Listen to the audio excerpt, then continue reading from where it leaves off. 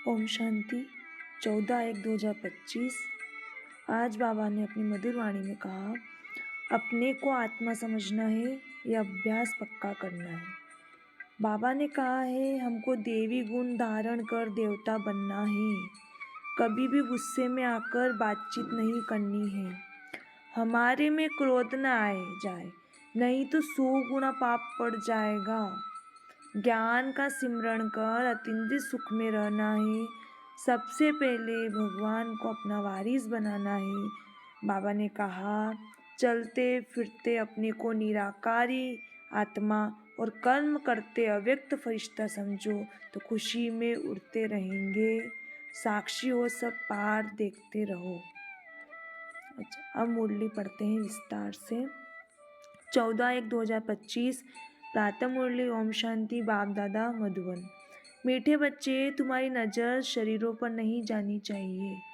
अपने को आत्मा समझो, शरीरों को मत देखो।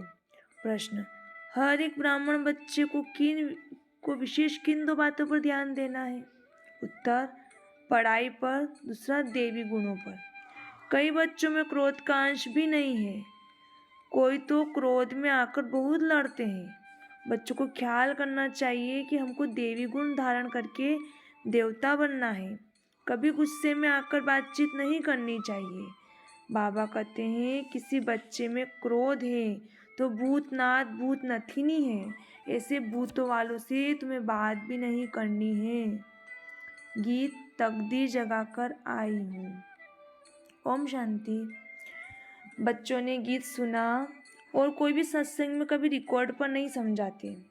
वहाँ शास्त्र सुनाते हैं, जैसे गुरुद्वारे में ग्रंथ का 2 वचन निकालते हैं, फिर कथा करने वाला बैठ उनका विस्तार करते हैं। रिकॉर्ड पर कोई समझाए यह कहाँ होता नहीं है। अब बाप समझाते हैं कि सब गीत हैं भक्ति मार्ग के। बच्चों को समझाया गया है, ज्ञान अलग चीज़ है जो एक निराकार शिव से मिल सकता है। इसको कहा जाता है रूहानी ज्ञान। ज्ञान तो बहुत प्रकार के होते हैं ना। कोई से पूछा जाएगा गलीचा कैसे बनता है, तुमको ज्ञान है? हर चीज़ का ज्ञान होता है। वह है जिस्मानी बातें। बच्चे जानते हैं हम आत्माओं का रूहानी बाप वह एक है। उनका रूप दिखाई नहीं पड़ता। उस निराकार का चित्र भी शालिग्राम मिसल। उनको ही परमात्मा कहते हैं। उनको कहा ही जाता है निराकार। मनुष्य जैसा आकार नहीं है। हर वस्तु का आकार जरूर होता है। उनमें सब में छोटा आकार है आत्मा का। उनको कुदरत ही कहेंगे। आत्मा बहुत छोटी है, जिन आँखों से देखने में भी नहीं आती। तुम बच्चों को दिव्य दृष्टि मिलती है, जिससे सब साक्षात्कार करते हो। जो पास्ट हो गए हैं उनको दिव्य दृष्टि से देखा जाता है। पहले नंबर में तो यह पास्ट हो गया है, अब फिर आए हैं तो उनका भी साक्षात्कार होता है। हे बहुत सूक्ष्म, इससे समझ सकते हैं। शिवाय परमात्मा के आत्मा का ज्ञान कोई दे नहीं सकता। मनुष्य आत्मा को यथार्थ रीति नहीं जानते, वैसे परमात्मा को भी यथार्थ रीति नहीं जान सकते। दुनिया में मनुष्यों के अनेक मत हैं। कोई कहते आत्मा परमात्मा में लीन हो जाती है, कोई क्या कहते। अभी तुम बच्चों ने जाना है, 100 भी नंबरवार पुरुषार्थ अनुसार सबकी बुद्धि में एक रस तो बैठ नहीं सकता। घड़ी घड़ी बुद्धि में भी बिठाना होता है। हम आत्मा ही, आत्मा को ही 84 जन्मों का पाठ बजाना है। अब बाबा कहते हैं, अपने को आत्मा समझ, मुझ परमपिता परमात्मा को जानो और याद करो। बाप कहते हैं, मैं इनमें प्रवेश कर तुम बच्चों को नॉलेज देता हूँ। तुम बच्चे अपने को आत्मा नहीं समझते हो, इसलिए तुम्हारी नज़र इस शरीर पर चली जाती है। वास्तव में तुम्हारा इनसे कोई काम नहीं है। सर्गा सदगति दाता तो शिव बाबा है। उनकी मत पर हम सबको सुख देते हैं। इनको ही अहंकार नहीं कहा आता कि हम सबको सुख देते हैं। जो बाप को पूरा याद नहीं करते उनसे अवगुण निकलते नहीं हैं। अपने को आत्मा निश्चय नहीं करते। मनुष्य तो न आत्मा को न परमात्मा को जानते हैं। सर्वव्यापी का ज्ञान भी भारतवासियों ने फैलाया है। तुम्हारे में भी जो सर्विसेबल बच्चे हैं वह समझते हैं कि बाकी सब इतना नहीं समझते हैं। अगर बाप की पूरी पहचान बच्चों को हो तो बाप को याद करें, अपने में देवी गुण धारण करें। शिव बाबा तुम बच्चों को समझाते हैं यह नई बातें, ब्राह्मण भी जरूर चाहिए। प्रजापिता ब्रह्मा की संतान कब होते हैं ये दुनिया में किसको पता नहीं है। ब्राह्मण तो ढेर के ढेर हैं, परंतु वह है कुक वंशावली, वह कोई मुख वंशावली ब्रह्मा की संतान नहीं है। ब्राह्मण की संतान ब्रह्मा की संतान को तो ईश्वर बाप से वर्षा मिलता है, तुमको वर्षा मिल रहा है ना। तुम ब्राह्मण अलग हो, वो अलग है। तुम ब्राह्मण होते ही हो संगम पर, वो होते हैं द्वापर कलयुग में। यह संगम युगी ब्राह्मण ही अलग है। प्रजापिता ब्रह्मा के तो ढेर बच्चे हैं, बलहत के बाप को भी ब्रह्मा कहेंगे क्योंकि बच्चे पैदा करते हैं, परंतु वह है जिस्म की बात। ये बाप तो कहेंगे सब आत्मा हमारे बच्चे हैं, तुम वो मीठे मीठे रूहानी बच्चे। ये किसको समझाना सहज है। शिव बाबा को अपना शरीर नहीं है, शिव जयंती मनाते हैं, परंतु उनका शरीर देखने में भी नहीं आता। बाकी और सबका शरीर है, सब आत्माओं का अपना अपना शरीर है। शरीर का नाम पड़ता है, परमात्मा का अपना शरीर ही नहीं, इसलिए उसको परमात्मा कहा जाता है। उनकी आत्मा का ही नाम शिव है, वह कभी बदलता नहीं। शरीर बदलते हैं तो नाम भी बदल जाते हैं। शिव बाबा कहते हैं मैं तो सदैव निराकार परमात्मा ही हूँ। ड्रामा के प्लेन अनुसार अभी शरीर लिया है। सन्यासों का नाम भी बदलता है, गुरु का बनते हैं तो नाम बदलता है। तुम्हारे भी नाम बदलने थे, परंतु कहाँ तक नाम बदलते रहेंगे। कितने भागंती हो गए जो उस समय थे उनका नाम रख दिया, अब नाम नहीं रखते हैं, किस पर भी विश्वास नहीं है। माया बहुतों को हरा देती है तो भागंती हो जाते हैं, इसलिए बाबा किसका भी नाम नहीं रखते। किसका रखिए किसका न रखिए वह भी ठीक नहीं।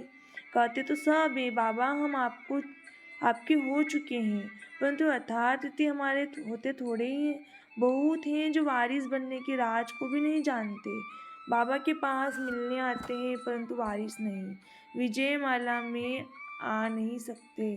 कोई अच्छे अच्छे बच्चे समझते हम तो वारिस है, परंतु बाबा समझते हैं ये वारिस है ही नहीं। वारिस बनने के लिए भगवान को अपना वारिस बनाना पड़े, यह राज समझाना भी मुश्किल है। बाबा समझाते हैं वारिस किसको कहा जाता है। भगवान को कोई वारिस बनाए तो मिल्कियत देनी पड़े, तो बाप फिर वारिस बनाए। मिल्कियत तो सिवाय गरीबी की कोई साहूकार दे न सके। माला कितने थोड़ों की बनी है, यह भी कोई बाबा से पूछे तो बाबा बता सकते हैं। तुम वारिस बनने के हकदार हो वा नहीं, ये बाबा भी बता सकते हैं।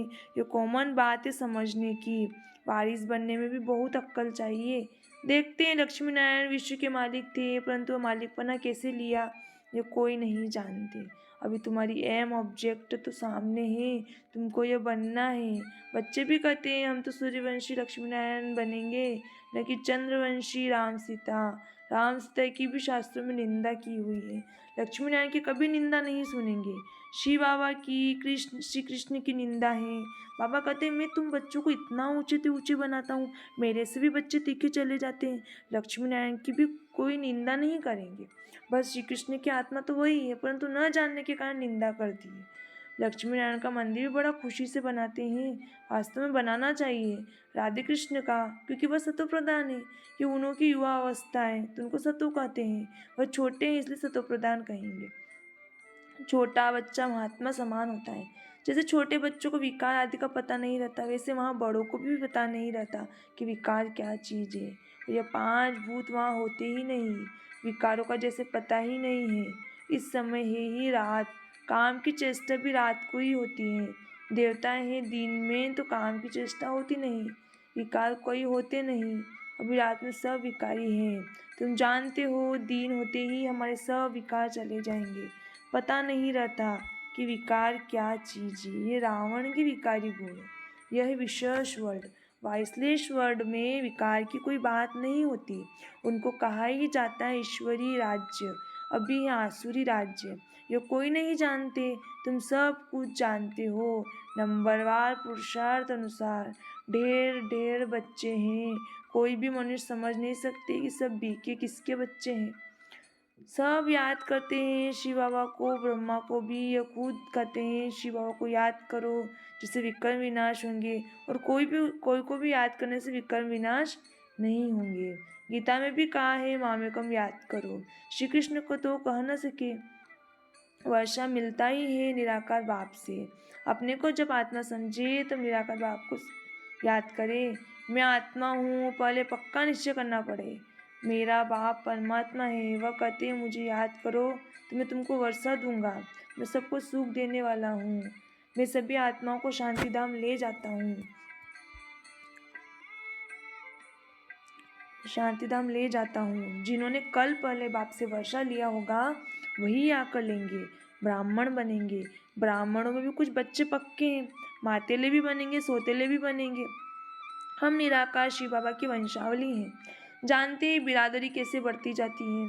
अभी ब्राह्मण बनने के बाद हमको वापिस जाना है। सब आत्मा शरीर छोड़कर वापिस जानी है। पांडव और कौरव दोनों को शरीर छोड़ना है। तुम्हें ज्ञान के संस्कार ले जाते हो, फिर उस अनुसार प्रारब्ध मिलती है। यह भी ड्रामा में नूंद है। फिर ज्ञान का पार्ट ही खत्म हो जाता है। तुमको 84 जन्मों के बाद फिर ज्ञान मिलता है। यह ज्ञान प्राय लोप हो जाता है। तुम प्रारब्ध भोगते हो, वहाँ और कोई धर्म वाले चित्र आदि नहीं रहते। तुम्हारे भक्ति मार्ग में भी चित्र रहते हैं। सत्युग में किसका चित्र आदि नहीं रहता। तुम्हारे चित्र ऑलराउंडर भक्ति मार्ग में रहते हैं। तुम्हारे राज्य में और कोई चित्र नहीं है, सिर्फ देवता ही रहते हैं। इससे ही समझते हैं आदि सनातन देवी देवता ही हैं। पीछे सृष्टि बढ़ती जाती है। तुम बच्चों को ज्ञान का सिमरण कर अतीन्द्रिय सुख में रहना है। बहुत पॉइंट है, परंतु बाबा समझते हैं माया घड़ी घड़ी बुला देती हैं। तो याद रहना चाहिए कि शिव बाबा हमको पढ़ा रहे हैं, वह ऊँच ते ऊँच। हमको वापिस घर जाना है। कितनी सहज बातें हैं, सारा मदार है याद पर। हमको देवता बनना है, देवी गुण भी धारण करने हैं। 5 विकार है भूत, काम का भूत, क्रोध का भूत, देह अभिमान का भूत भी होता है। हाँ, कोई में जास्ती भूत होते हैं, कोई में कम। तुम ब्राह्मणों को पता है ये 5 बड़े भूत हैं, काम, क्रोध, लोभ, मोह, अहंकार। नंबर 1 है काम का भूत, सेकेंड नंबर है क्रोध का भूत। कोई रफडफ बोलता है तो बाबा कहते हैं ये क्रोधी है, ये भूत निकल जाना चाहिए, परंतु भूत निकलना बड़ा मुश्किल है। क्रोध एक दो को दुख देता है, मोह में बहुतों को दुख नहीं होगा। जिसको मोह है उनको ही दुख होगा। इसलिए बाबा समझाते हैं इन भूतों को भगाओ। हर बच्चे को विशेष पढ़ाई और देवी गुण पर अटेंशन देना है। कई बच्चे में तो क्रोध का अंश भी नहीं है, कोई तो क्रोध में आकर बहुत लड़ते हैं। बच्चों को ख्याल करना चाहिए, हमको ऐसा देवी गुण धारण कर देवता बनना है। कभी गुस्से से बात नहीं करनी चाहिए।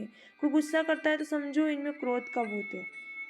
वह जैसे भूतनाथ भूत नथीनी बन जाते हैं, ऐसे भूत वालों से कभी बात नहीं करनी चाहिए।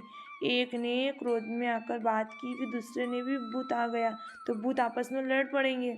भूत नथीनी अक्षर बड़ा चीची है, भूत की प्रवेशता नहीं हो जाए, इसलिए मनुष्य किनारा करते हैं। भूत के सामने खड़ा भी नहीं होना चाहिए, नहीं तो प्रवेशता हो जाएगी।